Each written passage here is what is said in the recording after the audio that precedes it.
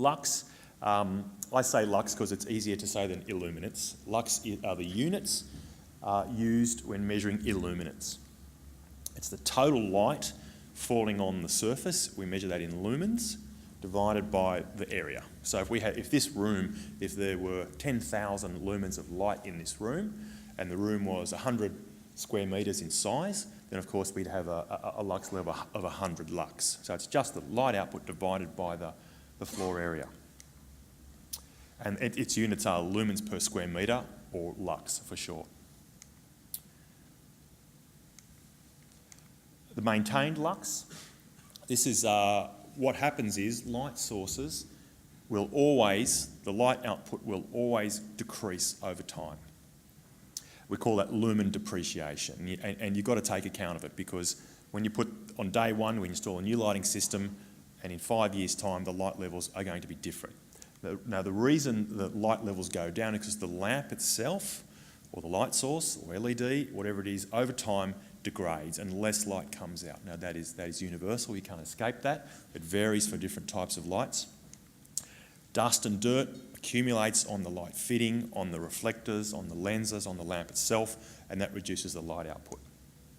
So what we've got to do is we've got to build into our lighting design what's called a maintenance factor, which says, okay, we've got to take into account for the fact that this lighting system, the light output is going to degrade, the light levels are going to drop over time.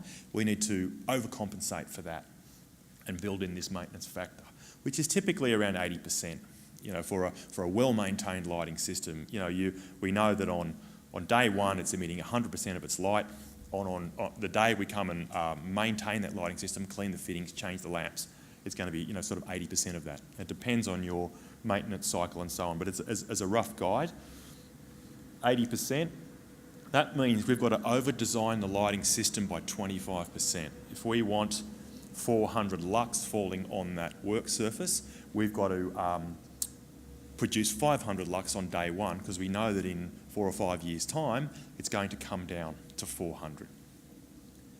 Now, this is a problem, because what happens is, you know, you might go to a building and at the existing lighting system, you might measure with a light meter that building has 400 lux.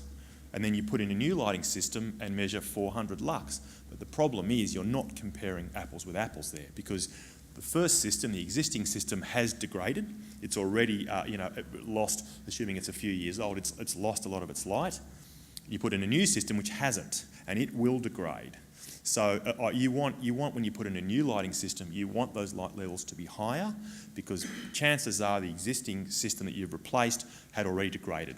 And this is a bit of a trick that can trick people up, and you can get snake oil salespeople, you know, using this to their advantage. Uniformity of lux is just making sure the light levels across the space are uniform. As I said, you don't want dark areas here and light areas somewhere else. However, you may have a very sophisticated lighting design where you have, you know, the actual desk is lit to a certain light level, but over here, where there are corridors and walkways, you don't need as much light. We sort of call that sort of task lighting, where you put light for the task precisely where the task occurs, and different light levels somewhere else. But that's a pretty sophisticated lighting design. You need software, and you need to know what you're doing to do that.